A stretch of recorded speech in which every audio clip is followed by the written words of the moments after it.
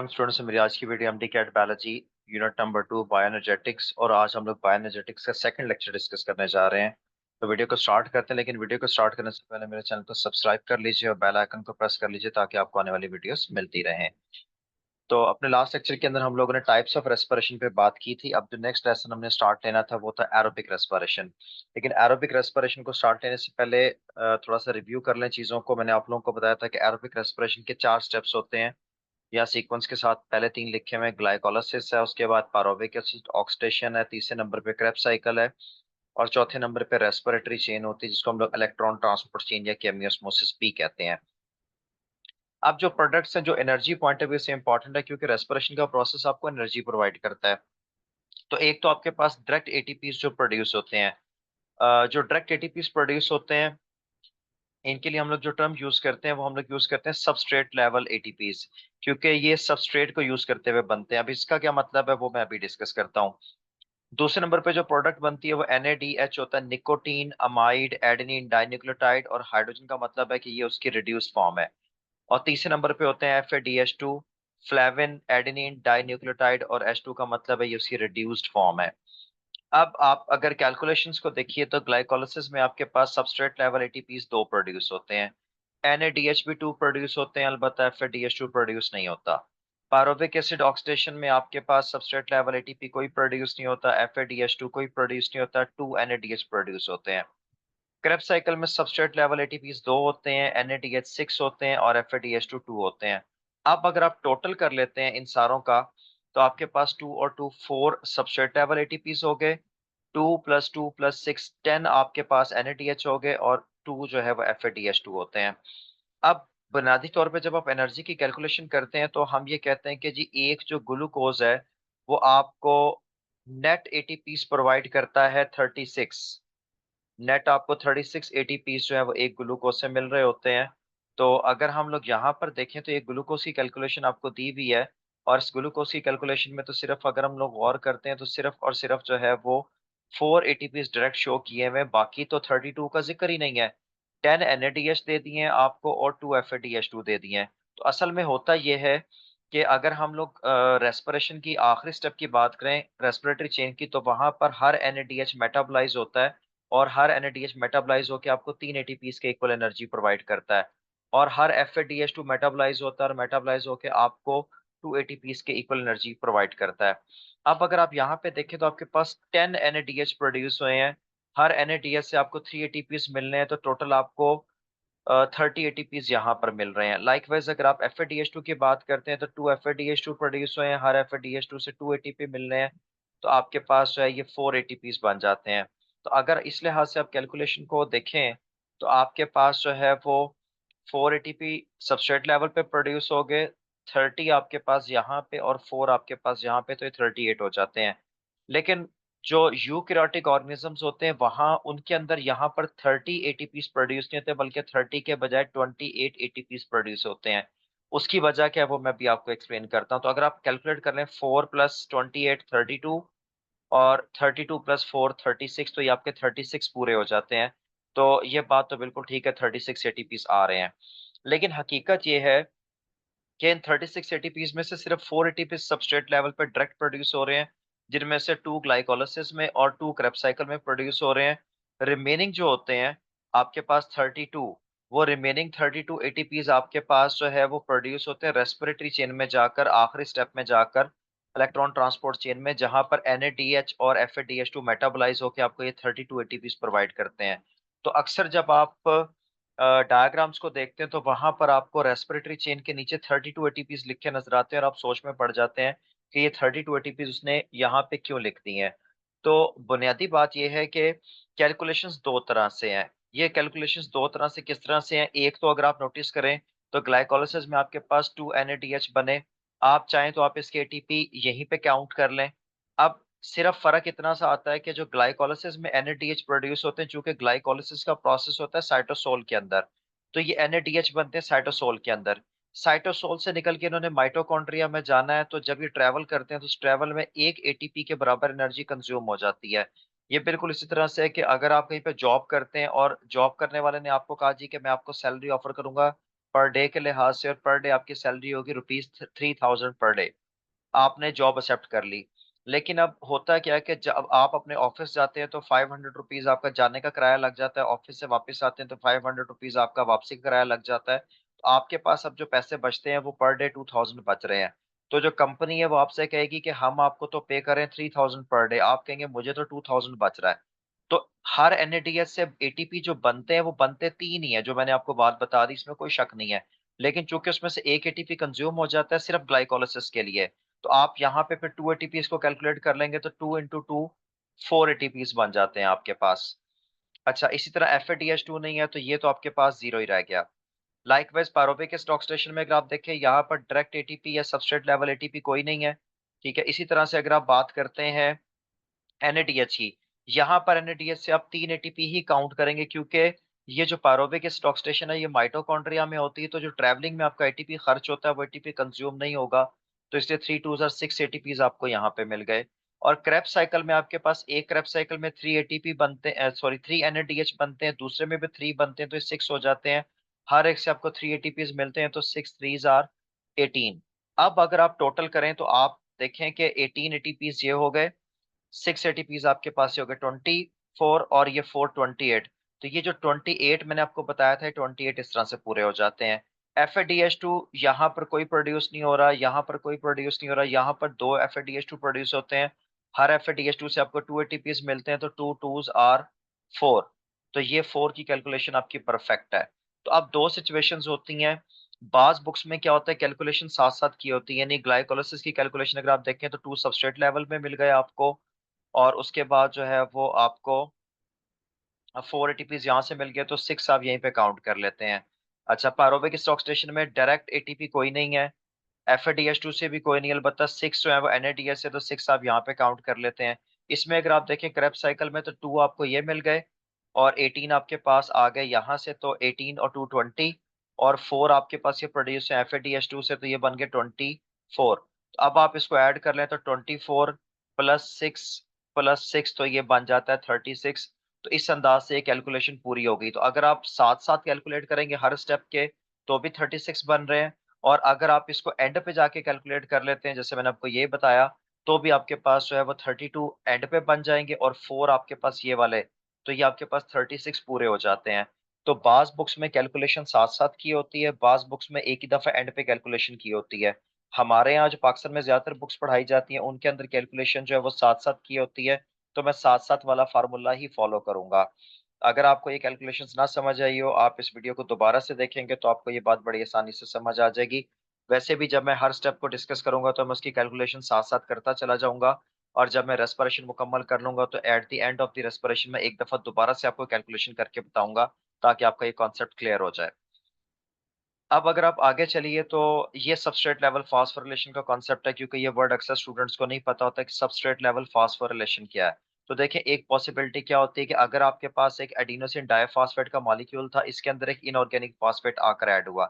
Inorganic phosphate कहते हैं PI। P के साथ जो आई होता है वो इनऑर्गेनिक फॉस्फेट होता है, और आपको पता है कि जब ये इसके अंदर ऐड होगा तो ये कन्वर्ट हो जाता है इनटू द ADP। तो आपके पास जो है वो सॉरी ATP, तो ये ATP बन गया। अब इस ATP के अंदर जो हमारे पास ये फॉस्फेट ऐड हुआ, ये फॉस्फेट इंडिपेंडेंट था, इनऑर्गेनिक फॉस्फेट था जो बाहर फिर रहा था, फ्री था, ये किसी दूसरे मॉलिक्यूल का हिस्सा नहीं था। तो ये जो है आपके पास एक नॉर्मल फॉस्फोरिलेशन है। लेकिन अगर आप यहाँ पे गौर करें, आपके पास ये जो मॉलिक्यूल मौजूद है, ये मॉलिक्यूल है ADP का। This is the molecule of ADP, ये नीचे लिखा भी हुआ ADP। इसमें दो फॉस्फेट है, एक फॉस्फेट ये है, एक फॉस्फेट ये है। अब आप नोटिस करें कि इसके पास जो तीसरा फॉस्फेट आके बाइंड हो रहा है वो ये वाला है। ये तीसरा फॉस्फेट बाइंड हो गया, तो आप देखें कि इसके पास ये एक और दो फॉस्फेट तो पहले भी थे, तीसरा यहाँ पर आकर बाइंड हो गया तो ATP में कन्वर्ट हो गया। लेकिन ये जो तीसरा फॉस्फेट आया, ये इसने किससे लिया है, फास्फोइनोल पायरुवेट से, PEP से। और फास्फोइनोल पायरुवेट किस में कन्वर्ट हो गया, पायरुवेट में, और उसका फॉस्फेट यहाँ से निकल के आकर जो है वो यहाँ पर बाइंड कर गया है। तो यहाँ पर चूंकि आपने जो फॉस्फेट लिया वो किसी दूसरे मॉलिक्यूल से लिया, तो that is why this is called as substrate level phosphorylation. तो यहाँ पर सबस्ट्रेट लेवल फास्फोराइलेशन हो रही होती है। तो आपके पास जहां पर डायरेक्ट एटीपीज प्रोड्यूस होंगे रेस्पिरेशन में, वो सबस्ट्रेट लेवल फास्फोराइलेशन से होंगे, और अदरवाइज NADH और FADH2 से एटीपीज प्रोड्यूस हो रहे होते हैं। अब ये मैं बात अभी आप लोगों को बता भी रहा था, कुछ देर पहले कि आप देखें कि ग्लाइकोलाइसिस में आपके पास 2 एटीपीज प्रोड्यूस हुए सबस्ट्रेट लेवल फास्फोराइलेशन में। कैसे होते हैं ये आगे जाके ग्लाइकोलाइसिस में हम डिस्कस करते हैं। पायरोविक एसिड ऑक्सीडेशन में आपके पास कोई भी सबस्ट्रेट लेवल फास्फोराइलेशन नहीं हुई। उसके बाद दो सबस्ट्रेट लेवल फास्फोराइलेशंस आपके पास हुई हैं क्रेब्स साइकिल या सिट्रिक एसिड साइकिल में, तो उसमें 2 एटीपीज प्रोड्यूस हो गए। और उसके बाद 34 एटीपीज का जो जिक्र उसने किया हुआ है, ये 34 एटीपीज का जिक्र किया हुआ है उसने कहां पर जाकर, उसने जिक्र किया हुआ है इनटू द ऑक्सीडेटिव फास्फोराइलेशन या रेस्पिरेटरी चेन। मैंने आपको यहाँ पे 34 के बजाय 32 एटीपीज बताए, और मैंने 32 एटीपीज का जिक्र क्यों किया मैंने आपको उसकी वजह भी बता दी कि हम लोग जो ग्लाइकोलाइसिस वाले एनएडीएच होते हैं उसके एटीपीज को जो है वो हर एनएडीएच से जो एटीपीज है उनको 3 काउंट नहीं करते, 2 काउंट करते हैं। अच्छा, मैं यहाँ पे एक चीज और क्लियर कर दूं कि बनते जो हैं वो 3 ही हैं, काउंट 2 होते हैं। जैसे मैंने आपको बताया कि सैलरी आपको 3000 मिल रही थी, आप काउंट उसको 2000 कर रहे होते हैं, तो इट्स जस्ट लाइक सेम। अब आ जाइए पहले स्टेप के ऊपर, which is called as glycolysis. तो ग्लाइकोलाइसिस के अंदर अगर आप देखें तो ये आपके पास ग्लाइकोलाइसिस की स्कीम है प्रिसाइजली आपकी टेक्स्ट बुक के मुताबिक। तो आप देखें कि यहाँ पर हमारे पास जो है ग्लूकोज से आपके पास ग्लूकोज 6 फास्फेट बन रहा है। इस प्रोसेस को जो एंजाइम कैटालाइज करता है उस एंजाइम का नाम है हेक्सोकाइनेज। हेक्सोकाइनेज इसको कर रहा है, और एक आपके पास एटीपी आता है, अपना फास्फेट देता है जो ग्लूकोज के 6 पोजीशन के साथ जाके बाइंड हो जाता है, और ये आपका एक एटीपी कंज्यूम हो गया, ये बना नहीं, कंज्यूम हो गया। उसके बाद सेकंड स्टेप में क्या होता है जी, सेकंड स्टेप में ये होता है कि अब आपके पास आइसोमरेज एंजाइम आता है और ग्लूकोज 6 फास्फेट को फ्रक्टोज 6 फास्फेट में कन्वर्ट कर देता है। तो ये आपके पास आइसोमरेज एंजाइम आया और इसने इसको कन्वर्ट कर दिया। इसके बाद फ्रक्टोज 6 फास्फेट के पास एक और एडीपी आएगा। एडीपी ने अपना फास्फेट दिया जो कि पहला फास्फेट आपके पास कार्बन नंबर 6 से बाइंड किया हुआ था, नया वाला फास्फेट कार्बन नंबर 1 से बाइंड कर गया, तो अब ये बन जाता है फ्रक्टोज 1,6 बिस फास्फेट, और ये सेकंड एटीपी आपने कंज्यूम कर लिया। अब ये जो फ्रक्टोज 1,6 बिसफॉस्फेट बना, ये एक हेक्सोज है, 6 कार्बन शुगर है, और ये हाईली अनस्टेबल है। तो क्या होता है कि ये स्प्लिट होती है इंटू 2 3 कार्बन मॉलिक्यूल्स, इससे 2 ट्राइओजेस बन जाते हैं। मैंने बताया कि ये हेक्सोज है, इससे एक ट्राइओज बन गया डाईहाइड्रोक्सी एसीटोन फास्फेट, और दूसरा बन गया ग्लाइसरल्डिहाइड 3 फास्फेट। यहाँ पे ये बात भी नोट कर लीजिएगा कि ये जो डाईहाइड्रोक्सी एसीटोन फास्फेट है ये एक कीटो शुगर है। इसके मुकाबले में जो ग्लाइसरल्डिहाइड है ये आपके पास एक एल्डो शुगर है। तो आपके पास एक एल्डो शुगर या एल्डोस बन गई, और दूसरी तरफ आपके पास एक कीटो शुगर या कीटोस बन गई। और अगर आप नोटिस कीजिए तो यहाँ पर दरमियान में मैंने आपको रिवर्सेबल रिएक्शन का साइन दिया हुआ। इसका मतलब है कि these molecules are interconvertible into each other, ये दोनों मॉलिक्यूल्स एक दूसरे के अंदर कन्वर्ट हो सकते हैं, तो ये इंटर कन्वर्टेबल होते हैं। और असल में बहुत सारी बुक्स में नहीं लिखा होता, और बाज बुक्स में लिखा भी होता है कि असल में ये G3P का मॉलिक्यूल होता है जो कि आगे प्रोसीड करता है। डीएपी आगे फर्दर प्रोसेस में प्रोसीड नहीं कर सकता। यहाँ तक जहाँ तक हम लोग पहुंच गए हैं, यहाँ तक इस फेज को हम लोग नाम देते हैं प्रेपरेटरी फेज का, इसको प्रेपरेटरी फेज कहते हैं। इसके आगे जो फेज स्टार्ट हो रहा है उसका नाम होता है ऑक्सीडेटिव फेज। तो ऑक्सीडेटिव फेज में सिर्फ G3P एंटर होता है, ये डीएपी जो एंटर नहीं हो सकता। तो असल में ये जो डीएपी होता है ये G3P में कन्वर्ट हो जाता है। तो एक्चुअली दो G3P होते हैं जो कि प्रोसेस में प्रोसीड करते हैं। अब बाज बुक्स के अंदर क्या होता है, बाज बुक्स में ये ड्राइंग कुछ इस तरह से दी होती है, और यहाँ पे अगर आप नोटिस करें तो अब ये डीएपी को इन्होंने किस में कन्वर्ट कर दिया, G3P में। तो अब जो प्रोसेस है आपका वो सिर्फ और सिर्फ आगे प्रोसीड करा G3P, और आपके पास पायरुवेट बन रहा है। मैंने आपको पहले भी बताया था कि एक ग्लूकोज से 2 पायरुवेट्स बनने का जो प्रोसेस होता है उसको हम लोग ग्लाइकोलाइसिस कहते हैं। लेकिन आप देखें यहाँ पे क्या लिखा है, हैपन्स 2 टाइम्स, यानी ये जो प्रोसेस है ये प्रोसेस एक दफा नहीं होगा, 2 दफा होगा। क्यों, एक G3P का अपना, और एक ये जो डीएपी से G3P बनेगा एक उसके लिए। तो ये 2 दफा होता है। तो बाज बुक्स में डायग्राम इस तरह से बनी होती है, लेकिन आपकी टेक्स्ट बुक में डायग्राम इस तरह से है, तो आप इसको फॉलो कर सकते हैं, कोई ऐसी प्रॉब्लम वाली बात नहीं है। अब इसमें देखें सबसे पहले क्या हो रहा है, एक NAD आ रहा है। NAD ने क्या किया, G3P में से हाइड्रोजन ली रिड्यूस हो गया, NADH में कन्वर्ट हो गया, और साथ में इसमें एक इनऑर्गेनिक फास्फेट ऐड हो रहा है। तो अब जो मॉलिक्यूल बन गया दैट इज 1,3-बिसफास्फो ग्लाइसरेट, 1,3-BPG बन गया। जो स्टेप इधर होगा एग्जैक्टली देखें सेम स्टेप इधर हुआ, और यहाँ पर भी आपके पास वही प्रोडक्ट बन गई। तो असल में ये जो 2 NADH बनते हैं आपके पास वो 2 NADH यहाँ पे बनते हैं। तो कैलकुलेशन वाइज अगर हम लोग देखें तो आपके पास फर्स्ट NADH यहाँ पे प्रोड्यूस हो गया, और आपका सेकंड NADH जो है वो यहाँ पर प्रोड्यूस हो गया। So you got 2 NADH produce here. तो यहाँ पे आपके पास 2 NADH बन गए आपके। अब इसके बाद नेक्स्ट स्टेप में क्या होता है जी? नेक्स्ट स्टेप में ये होगा कि अब आपके पास जो ADP आएगा और वो यहाँ से फर्स्ट पोजीशन से फॉस्फेट ले लेगा, और जब फर्स्ट पोजीशन से फॉस्फेट ले लेगा तो अब मॉलिक्यूल जो बन जाएगा वो 3 फास्फोग्लाइसरेट, और इस फॉस्फेट की वजह से अब ये ATP में कन्वर्ट हो गया। तो एक ATP आपके पास इस तरफ बना है। तो सेम प्रोसेस इधर भी होगा कि इधर से फर्स्ट पोजीशन से फॉस्फेट निकल के ATP के साथ जुड़ जाएगा, और ये 3 फास्फोग्लाइसरेट में कन्वर्ट हो गया, और साथ एक ATP ये बन गया। अब ये सबस्ट्रेट लेवल फॉस्फोराइलेशन है। क्यों? क्योंकि यहाँ पर जो फॉस्फेट ADP के साथ अटैच हुआ है वो इस 13 BPG का था, यहां से अटैच हुआ था ये फर्स्ट वाला। तो इस वजह से ये सबस्ट्रेट लेवल फास्फोराइलेशन है। 3 का मतलब ये है कि जो फास्फेट ग्रुप है वो थर्ड कार्बन के साथ अटैच है। जब ये थर्ड से उतर के सेकंड कार्बन के साथ चला जाएगा तो ये 2 फास्फोग्लाइसरेट बन जाएगा। तो दोनों साइड्स पे 2 फास्फोग्लाइसरेट बन गया। अब इसके अंदर से वाटर मॉलिक्यूल रिलीज होगा तो ये कन्वर्ट हो जाएगा into phosphoenol pyruvate. Same thing देखें, यहाँ पे भी फास्फोइनोल पायरोवेट बन गया। अब फास्फोइनोल पायरोवेट का जो फास्फेट है वो उतरेगा और एटीपी के साथ बाइंड करेगा तो एक और एटीपी बन जाएगा, और ये पायरोवेट में कन्वर्ट हो गया। लाइकवाइज एक एटीपी इधर बनेगा तो एक पायरोवेट इधर बन गया। तो अब अगर आप नोटिस कीजिए तो जो आपकी रिक्वायर्ड प्रोडक्ट्स थी वो सारी की सारी फॉर्म हो चुकी हुई है। यू कैन सी कि यहाँ पर आपके पास जो है वो अ, एक पायरोवेट ये बन गया है, और एक पायरोवेट ये तो हमने कहा था एक ग्लूकोज से 2 पायरोविक एसिड या पायरोवेट बनना है, ग्लाइकोलाइसिस है। अगर आप कैलकुलेशन वाइज देखते हैं तो आपके पास 1, 2, 3 और 4 ATPs बने हैं। ये 4 आपके पास ATPs बने हैं सबस्ट्रेट लेवल फास्फोराइलेशन में, या डायरेक्ट ATPs भी आप इसको कह सकते हैं। लेकिन अगर आप नोटिस करें तो आपने ऊपर ये 1 और 2 ATPs यूज भी तो किए थे, ये आपने 2 उधार लिए थे, आपके पास नहीं थे, आपने उधार लेके यूज किए थे। तो जो आपने उधार लिया था ये उधार आपको यहाँ पे वापस करना पड़ेगा। तो 2 ATPs आप वापस कर दीजिए टोटल ATPs में से। तो जब आप 2 ATP वापस कर देंगे तो आपके पास जो नेट डायरेक्ट ATPs होंगे वो नेट डायरेक्ट एटीपीज आपके पास बच जाएंगे 2 ATPs। तो यही वजह होती है कि अक्सर जो है वो लिखा होता है बुक्स के अंदर कि ग्लाइकोलाइसिस में जो सबस्ट्रेट लेवल फास्फोरिलेशन में एटीपी बनते हैं उनकी तादाद 2 होती है। तो ये 2 क्यों लिखा होता है वो इसी वजह से लिखा होता है। ये आप देखें पिछली स्लाइड के अंदर, मैं आपको अगर पीछे लेके जाऊं, ये देखिए यहाँ पे लिखा हुआ है कि सबस्ट्रेट लेवल पे एटीपी कितने बन रहे हैं, तो सबस्ट्रेट लेवल पे 2 ATPs बन रहे हैं, तो वो इसलिए 2 काउंट कर रहा है। उसने NADH की एटीपी यहाँ पे काउंट नहीं किया क्योंकि वो एंड पे जाके काउंट कर रहा है। हम लोग क्या करते हैं, हम लोग यहाँ पे साथ साथ काउंट करते चले जाएंगे क्योंकि हमारे सिस्टम में ज्यादातर साथ साथ काउंटिंग होती है। अब आप देखें कि ये एक NADH ये बना है आपके पास, और दूसरा NADH ये बना है। मैंने आपको अभी बताया कि रूटीन में तो एक NADH से आपको 3 ATPs मिलते हैं, लेकिन यहाँ पर चूंकि ये NADH बना है साइटोसोल में, और इसने साइटोसोल से निकल के माइटोकॉन्ड्रिया में जाना है, तो एक ATP के बराबर एनर्जी ट्रैवलिंग में यूज हो जाएगी। तो 2 NADH बने हैं, हर एक से फिर आपको जो एनर्जी रह जाएगी आपके पास वो 2 ATPs की रह जाएगी, तो 2 2s are 4। तो ये आपके पास 4 ATP की एनर्जी यहाँ से हासिल हो गई।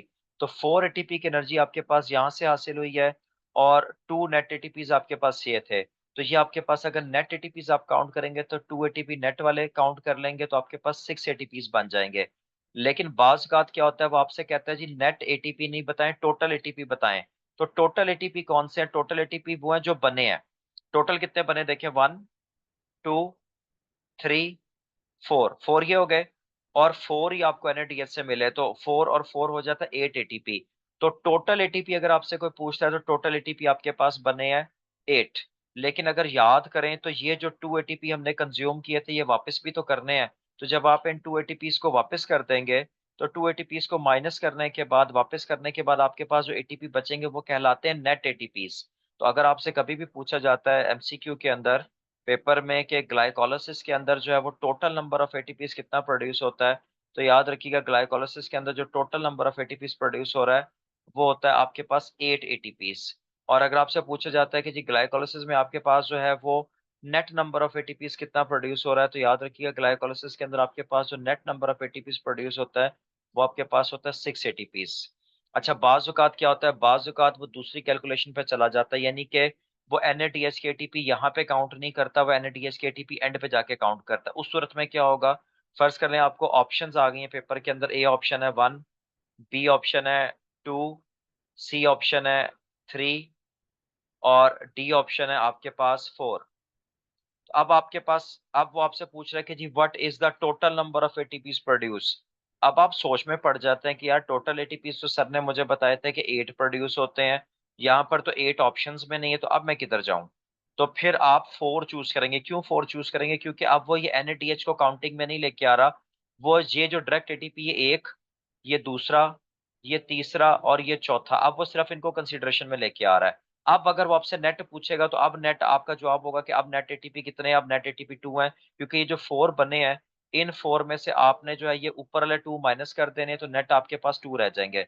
आपने ऑप्शंस को देख लेना, लेकिन अगर आपको ऑप्शंस आती हैं 5 6 7 8, तो फिर नेट एटीपीज आपके पास 6 होंगे और टोटल एटीपीज आपके पास 8 होंगे। आई होप आपको मेरी बात समझ आ गई होगी।